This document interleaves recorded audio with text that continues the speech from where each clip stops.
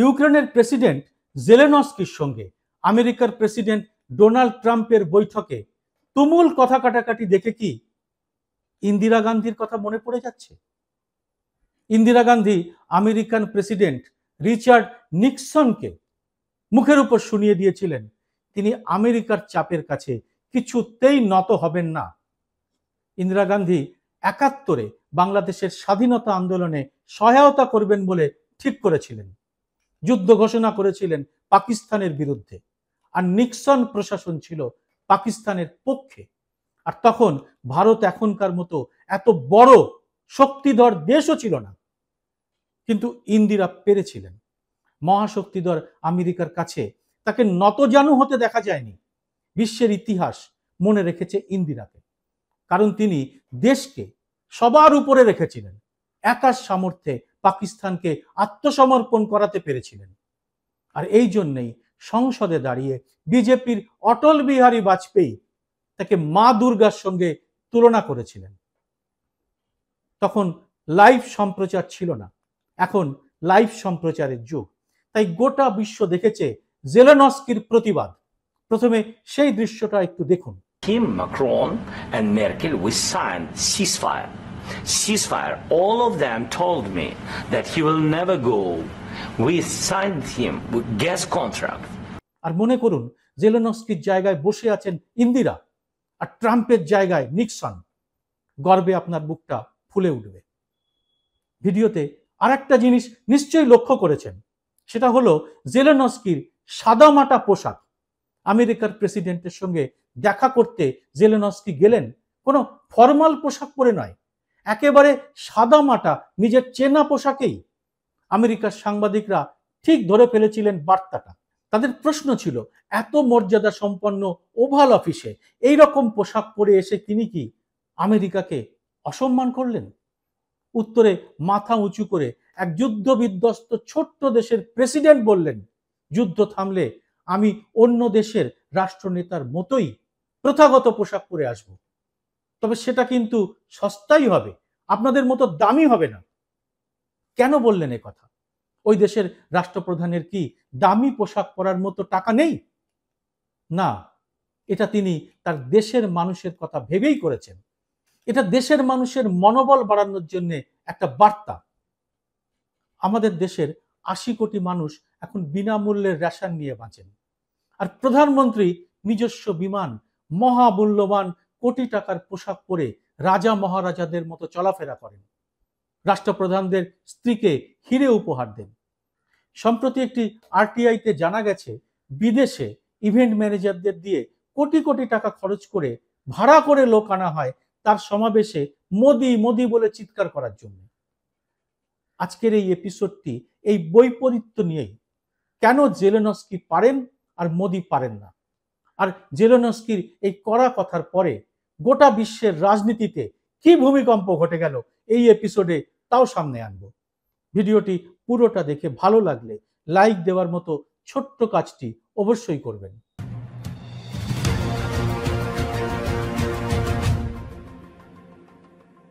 নমস্কার, সবাইকে স্বাগত। আমি সুব্রত বসু। আমেরিকার রাষ্ট্রপতি ডোনাল্ড ট্রাম্প এবং ওই দেশের উপরাষ্ট্রপতি দুজনের সঙ্গেই সমান তালে তর্কে বিতর্কে জড়িয়ে রইলেন ইউক্রেনের রাষ্ট্রপ্রধান জেলেনস্কি। আমরা দেখলাম আমাদের দেশের প্রধানমন্ত্রী নরেন্দ্র মোদীর মতো নন জেলেনস্কি। মাত্র কদিন আগে নরেন্দ্র মোদীকে পাশে বসিয়ে ডোনাল্ড ট্রাম্প ইচ্ছে মতো যা খুশি তাই বলেছেন। প্রতিবাদ করা তো দূরের কথা, টু শব্দটি পর্যন্ত করতে পারেননি ভারতের মতো এত বড় অর্থনীতির দেশের প্রধানমন্ত্রী। একতরফাই যা খুশি বলেছেন ডোনাল্ড ট্রাম্প। মোদী পারেননি, কিন্তু জেলেনস্কি পেরেছেন। অথচ গদি মিডিয়ার সৌজন্যে আমরা এতদিন জেনে এসেছি আমাদের প্রধানমন্ত্রী নরেন্দ্র মোদী বিশ্বগুরু। তিনি যেখানেই যান সেখানেই তার ডঙ্কা বাজে। অন্য দেশের প্রবাসী ভারতীয়রা বা সে দেশের নাগরিকেরা মোদীকে দেখে সারাক্ষণ মোদী মোদী করে। বিভিন্ন অনুষ্ঠানে তারা নাচ গান করে। মোদী সেই অনুষ্ঠানে একেবারে রকস্টারের মতো হাজির হয়ে তাদের উৎসাহ বাড়ান। গদি মিডিয়া সেসব অনুষ্ঠান লাইভ দেখায়, আর এর জন্য টাকা যোগান কিন্তু আপনি। আপনাদের করের টাকাতেই এই কাজ করা হয়ে থাকে। আর এটা দেখিয়ে আমাদের গরিব গুরুব মানুষের কাছে তুলে ধরা হয় মোদি এখন বিশ্বগুরু। অথচ মাত্র কদিন আগেই ডোনাল্ড ট্রাম্প নরেন্দ্র মোদীকে পাশে বসিয়ে তার কথা শুনতে কার্যত বাধ্য করেছেন। এরপরেও ট্রাম্প প্রকাশ্যে সাংবাদিক সম্মেলনে বলেছেন দ্বিপাক্ষিক আলোচনায় তিনি নরেন্দ্র মোদীকে কিভাবে ধমকেছেন। তারপর তো আরো এক ধাপ এগিয়ে প্রকাশ্যেই বলেছেন মাই ডিয়ার ফ্রেন্ড নরেন্দ্র মোদীকে ভোটার টার্ন আউট বাড়ানোর জন্য আমেরিকা সরকার $21 মিলিয়ন বা 182 কোটি টাকা দিয়েছে। একটা সামান্য প্রতিবাদ তো দূরের কথা, কোনো বিষয় টু শব্দটি পর্যন্ত করতে পারেননি নরেন্দ্র মোদী। জেলেনস্কি পেরেছেন, কারণ 2 বছরের বেশি সময় ধরে তাদের থেকে শক্তিতে অনেক বড় দেশের সঙ্গে জান প্রাণ বাজি রেখে তিনি এবং তার দেশের লোকরা লড়ে যাচ্ছেন। তাকে লাল চোখ দেখাতে পারেনি রাশিয়া, আর এখন পারল না আমেরিকাও। আমরা তো চেয়েছিলাম জেলেনস্কির মতো নরেন্দ্র মোদীও ডোনাল্ড ট্রাম্পের মুখের উপর জানিয়ে দিন, মিস্টার ট্রাম্প আপনি ভুল বলছেন, ভারতের স্বার্থ বিসর্জন দিয়ে আমি শুল্ক তুলব না, আর ব্রিক্স মরেনি, তাদের কেউ আপনার কাছে ভিক্ষার পাত্র নিয়ে আসবে না। আর ট্রাম্প যখন তাকে ঘুষ কাণ্ডে জড়িয়ে দিলেন গোটা বিশ্বের সামনে, তখন একটা কড়া বিবৃতি দিয়ে তো তিনি জানাতে পারতেন মিস্টার ট্রাম্প আপনি আমাকে কোনো টাকা দেননি, পারলে প্রমাণ দেখান, আর না হলে কথা ফিরিয়ে নিয়ে ক্ষমা চান। এবার আসি ছোট্ট দেশ ইউক্রেনের প্রসঙ্গে। 2 বছরের বেশি সময় ধরে যুদ্ধে বিধ্বস্ত এই দেশটি, আড়ে বহরে সব দিক থেকেই তার থেকে অনেক বড় দেশ রাশিয়া। আর সেখানের প্রেসিডেন্ট পুতিন বলেছিলেন মাত্র 3 দিনে রাশিয়া ইউক্রেন দখল করে নেবে। This war would have been over in 2 weeks. In 3 days, I heard it from Putin. In 3 days. 2 বছর পার হয়ে যুদ্ধ এখন 3য় বছরে ইউক্রেন কিন্তু দখল করতে পারেননি পুতিন। কিন্তু এই যুদ্ধ তো হঠাৎ শুরু হয়নি। রাশিয়ার লাগোয়া এই দেশকে ন্যাটোভুক্ত করেছিল আমেরিকা এবং ইউরোপের অন্যান্য ন্যাটো জোটের দেশগুলি। এরপরেই ছোট্ট দেশ ইউক্রেনের উপর রাশিয়ার সর্বশক্তি নিয়ে ঝাঁপিয়ে পড়ে। আমেরিকার তৎকালীন প্রেসিডেন্ট বাইডেন এবং ইউরোপের অন্য দেশগুলি ইউক্রেনের পাশে দাঁড়িয়ে বিপুল অর্থ এবং সামরিক সাহায্য করে যেতে থাকে। জেলেনস্কির সঙ্গে বৈঠকে ডোনাল্ড ট্রাম্প অন্তত 2 বার নিজের দেশের আগের প্রেসিডেন্ট জো বাইডেনকে মূর্খ বলেছেন, ইউক্রেনকে অর্থ সাহায্য বা সামরিক সাহায্য দেওয়াকে ভুল বলেছেন। আমরা এতদিন দেখে এসেছি রাশিয়া এবং আমেরিকার পারস্পরিক তিক্ততার কথা, কিন্তু ডোনাল্ড ট্রাম্প প্রেসিডেন্ট হওয়ার পর জানিয়েছেন রাশিয়ার প্রেসিডেন্ট পুতিন তার বন্ধু। আমাদের প্রধানমন্ত্রী নরেন্দ্র মোদীর গদি মিডিয়া একসময় উঠতে বসতে বলতো ইউক্রেন রাশিয়ার যুদ্ধ একমাত্র মোদি থামিয়ে দিতে পারেন। লোকসভা ভোটের সময় বিজ্ঞাপনের ঢঙে বিজেপির আইটি সেলের তৈরি একটি ক্লিপিং ভাইরাল করা হয়। তাতে দেখানো হয় ইউক্রেন ফেরত একটি মেয়ে বলছে মোদিজি ওয়ার রুকুয়াদি পাপা। নরেন্দ্র মোদীর পক্ষে এই ফোলানো গ্যাস বেলুন আমরা দেখে এসেছি বছরের পর বছর। এখন তথ্য জানার অধিকার আইনে আমরা জানতে পাচ্ছি নরেন্দ্র মোদীর বিদেশ সফরে কোটি কোটি টাকা খরচের কথা। 2014 থেকে আজ পর্যন্ত 86 বার নরেন্দ্র মোদী বিদেশ সফর করেছেন। মনে রাখবেন 86 বার মানে কিন্তু 86টি দেশ নয়। তার এক একটি বিদেশ সফরে কখনো 2, 3, সর্বোচ্চ 6টি দেশও তিনি একসঙ্গে কভার করেছেন। এ পর্যন্ত মোট 256টি দেশ তিনি সফর করেছেন। এর মধ্যে বহু দেশে তিনি 3 বার 4 বার করেও গেছেন। তিনি বিদেশে গেছেন আর ইভেন্ট ম্যানেজমেন্ট গ্রুপ আমার আপনার করের টাকায় বিদেশে মোদির ব্যক্তিগত বিজ্ঞাপন করে গেছে। মনে রাখবেন তারা কিন্তু ভারতের ভাবমূর্তি তৈরির জন্য বিজ্ঞাপন করেনি, করেছে মোদির ভাবমূর্তি তৈরির বিজ্ঞাপন। নরেন্দ্র মোদী প্রশ্নের মুখোমুখি হতে চান না, হতে পারেনও না, তাই কেউই জানতে পারেনি তার এই বিদেশ সফর থেকে দেশের কতটা লাভ হয়েছে। বরং অভিযোগ উঠেছে নরেন্দ্র মোদী বিভিন্ন সময় বিভিন্ন দেশে গেছেন, আর তার কদিন পরেই সেখানে গেছেন Gautam Adani. Australia, Israel, Bangladesh, Sri Lanka, Kenya, America, বিশ্বের বিভিন্ন দেশে একাধিকবার গেছেন নরেন্দ্র মোদী। আর তারপরেই গৌতম আদানি সেই সব দেশে গিয়ে লক্ষ কোটি টাকার প্রকল্প হস্তগত করেছেন। আর তা যে একেবারে ঠিকঠাক পথে হয়নি, এখন তা সামনে আসছে। আমেরিকায় ঘুষ ও প্রতারণার অভিযোগে তার বিরুদ্ধে গ্রেপ্তারি পরোয়ানা জারি হয়েছে।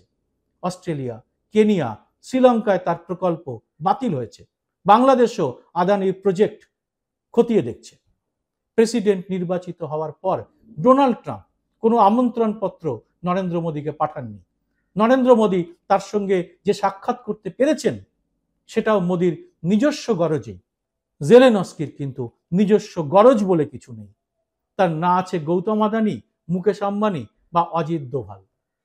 দেশের জন্য লড়াই করছেন জেলেনস্কি। ইউক্রেনের অতি উচ্চমানের খনিজ সম্পদের দিকে আমেরিকার দৃষ্টি রয়েছে। ডোনাল্ড ট্রাম্প জেলেনস্কির সঙ্গে বৈঠক করে ওই খনিজ সম্পদের একটা চুক্তি করতে চেয়েছিলেন।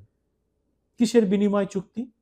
যুদ্ধ বিধ্বস্ত ইউক্রেনকে আমেরিকা একটা মোটা টাকা দিয়েছিল। ডোনাল্ড ট্রাম্প বলছেন ওটা ঋণ, ওই ডলার এখন তিনি ফেরত চান। ফেরতের রাস্তাটি হচ্ছে ইউক্রেনের মহামূল্যবান খনিজ সম্পদের উপরে আমেরিকার দখলদারি। কিন্তু তা করতে দেননি জেলেনস্কি। ঠিক এইভাবেই ডোনাল্ড ট্রাম্প আমাদের প্রধানমন্ত্রী নরেন্দ্র মোদীকে বলেছিলেন ভারত একটি ট্যারিফ কিং এর দেশ, এদেশে শুল্কের হার অনেক বেশি। নরেন্দ্র মোদীকে তিনি বাধ্য করেছেন আমেরিকান পণ্যের উপরে শুল্কের হার কমাতে। ভারতের ক্ষতি হবে জেনেও আমাদের প্রধানমন্ত্রী চুপ করে তা মেনে নিয়েছেন। সেনা বিমানে চড়িয়ে হাতে পায়ে কোমরে শিকল বেঁধে ভারতীয়দের সে দেশ থেকে ফেরত পাঠানোর মতো অমানবিক ঘটনা। কিন্তু আমরা কেন ইউক্রেনের মতো হতে পারলাম না? জেলেনস্কির ইউক্রেনে যেমন রয়েছে প্রচুর খনিজ সম্পদ, নরেন্দ্র মোদীর ভারতের হাতেও তেমন রয়েছে একটি বিশাল বাজার। নিজেদের সম্পদ রক্ষা করার জন্য জেলেনস্কি ডোনাল্ড ট্রাম্পের সঙ্গে তর্ক করে গেছেন। আর ভারতের বিশাল বাজার যে কোনো দেশের কর্পোরেটের কাছেই অত্যন্ত লোভনীয়। নরেন্দ্র মোদী এই বাজারের দখল নতমস্তকে ছেড়ে দিয়েছেন ডোনাল্ড ট্রাম্পের হাতে। এই বাজারকে দখল করার জন্য একদিকে যেমন রয়েছে চীন, অন্যদিকে আমেরিকা। একসময় মেক ইন ইন্ডিয়া বা আত্মনির্ভর ভারতের স্লোগান নরেন্দ্র মোদী দিয়েছিলেন। আরো নানা রকম গালভরা স্লোগান তিনি দিয়ে গেছেন এই 10.5 বছর ধরেই। যেমন একটি স্লোগান বেটি বাঁচাও বেটি পড়াও। তথ্য জানার অধিকার আইনে একদিন আগেই জানা গেছে এখানেও হয়েছে জুমলা। বেটি বাঁচাও বেটি পড়াও এর উদ্যোগের 80% টাকাই খরচ হয়েছে শুধু প্রচারের কাজে। আর এই প্রচার সরকারি স্তরে কে করেছে? এই টাকার সিংহভাগ কাদের পকেটে গেছে? কে আবার? ভারতের গদি মিডিয়া। তাহলে বুঝতেই পারছেন খেলাটা কোথায় হয়েছে। জেলেনস্কি যেভাবে আমেরিকার প্রেসিডেন্ট ও ভাইস প্রেসিডেন্টের সঙ্গে মাথা উঁচু করে লড়ে গেছেন, তাতে মাথা উঁচু হয়েছে ইউক্রেনের। 20 জানুয়ারি প্রেসিডেন্ট পদে বসার পর থেকেই ডোনাল্ড ট্রাম্প উঠতে বসতে হুমকি দিয়েছেন ইউরোপীয় দেশগুলিকে। কিন্তু জেলেনস্কির সঙ্গে ডোনাল্ড ট্রাম্পের বৈঠকের পর এক নতুন দৃশ্য দেখছে গোটা পৃথিবী। ইউরোপিয়ান ইউনিয়নও এখন সরাসরি ট্রাম্পের নীতির বিরোধিতায় নেমেছে। জেলেনস্কির ভেস্তে যাওয়া বৈঠকের পরেই বিশ্বের বিভিন্ন দেশের রাষ্ট্রপ্রধানরা তাদের এক্স হ্যান্ডেলে সরাসরি ইউক্রেনের পক্ষ নিয়ে কথা বলছেন। কে নেই এই টুইট যুদ্ধে? জার্মানি, ফ্রান্স থেকে শুরু করে বিশ্বের সবচেয়ে ধনী দেশ লুক্সেমবার্গের রাষ্ট্রপ্রধান পর্যন্ত এই লড়াইয়ে জেলেনস্কির পাশে এসে দাঁড়িয়েছেন। এমন দৃশ্য এর আগে কি কখনো দেখা গেছে? আর এতেই মহা বিপাকে পড়েছেন উদ্ধত একনায়ক ট্রাম্প। তার হুমকি দেখানোর সংস্কৃতি বা চালু কথায় থ্রেট কালচারের গোড়াতেই কি আঘাত করলেন জেলেনস্কি? এই দৃশ্য কিন্তু ভারতের প্রধানমন্ত্রী নরেন্দ্র মোদীর সঙ্গে ডোনাল্ড ট্রাম্পের বৈঠকের পরেও দেখা যেতে পারত, যদি নরেন্দ্র মোদী ডোনাল্ড ট্রাম্পের অন্যায় কথাগুলির প্রতিবাদ করতেন। জেলেনস্কির পক্ষে এত টুইট দেখে আমাদের ঈর্ষা হওয়ারই কথা। ভারতের প্রধানমন্ত্রী নরেন্দ্র মোদীও তো এমন বিপুল সমর্থন পেতে পারতেন বিভিন্ন দেশের রাষ্ট্রপ্রধানের কাছ থেকে, আর হয়ে উঠতে পারতেন প্রকৃত অর্থেই বিশ্বগুরু, যে কাজ একসময় করেছিলেন ইন্দিরা। এ ব্যাপারে আপনার মতামত অবশ্যই জানাবেন কমেন্ট বক্সে। ভিডিওটি ভালো লাগলে এটিকে লাইক ও শেয়ার করে দেবেন আরো মানুষের কাছে।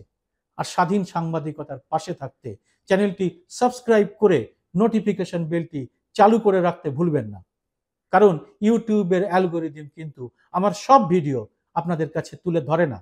অ্যালগোরিদমের চক্করে না পড়ে আমার ভিডিওগুলো সবার আগে পেতে মাসে মাত্র 29 টাকা দিয়ে চ্যানেলের মেম্বারশিপও নিতে পারেন। জয় হিন্দ, সত্যমেব জয়তে।